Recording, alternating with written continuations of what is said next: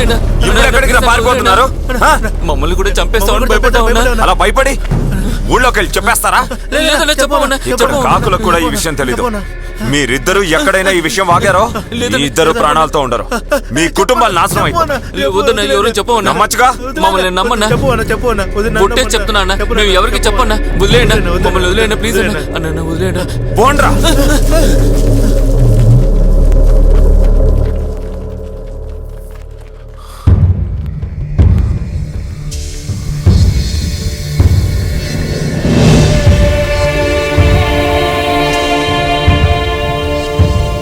ఇంటికి వెళ్ళి నేను చూసుకుంటాను. ఇంటికి వెళ్ళరా, నేను చూసుకుంటాను. వెళ్ళమని చెప్తున్నానుగా. పోరా, పో.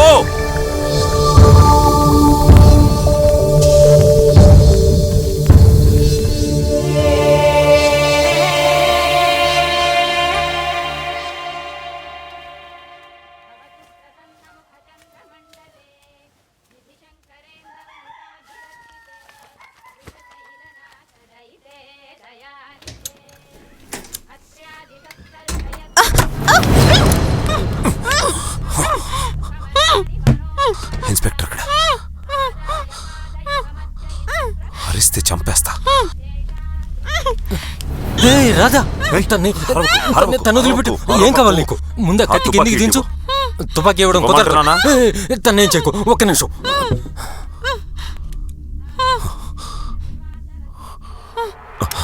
క్షమించక్క, మీరు వెళ్ళండి. నువ్వు వెళ్ళు, లోపలికి వెళ్ళు. వెళ్ళు. మీతో కొంచెం మాట్లాడాలి. కూర్చోండి. ఏం చెప్పాలి?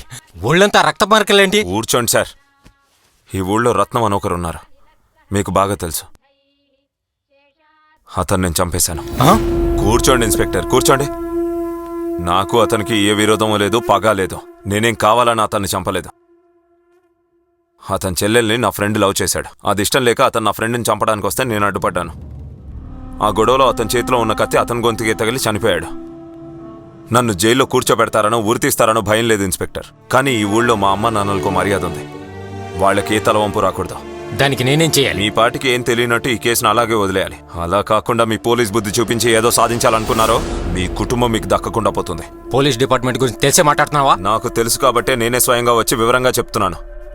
దాని తర్వాత అంతా మీ చేతిలో ఉంది. ఇదిగో చూడు ఇన్స్పెక్టర్, నేను పుట్టడమే రౌడీగానో దోపిడి దొంగగానో పుట్టలేదు. దయచేసి నన్ను ఆ పరిస్థితికి తీసుకురావద్దు. ఎన్ని హత్యలు చేసినా ఉరి శిక్ష ఒక్కసారిగా. ఇంతకన్నా నేనేం చెప్పలేను. తుపాకిచ్చాలరా, లేకపోతే నా ఉద్యోగం పోతుంది.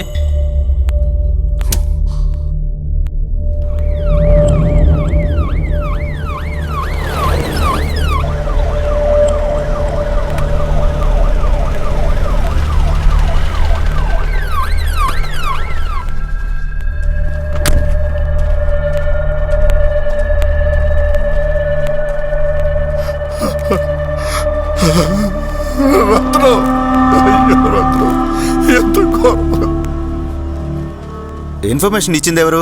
అదిగో అతనే సార్. ఇలారా. ఎప్పుడు చూశారు? ఉదయం 5-5:30 సమయంలో 2కి ఇటే పోతుంటానయ్యా. అప్పుడు చూశాను. ఈయనెవరో మీకు తెలుసా?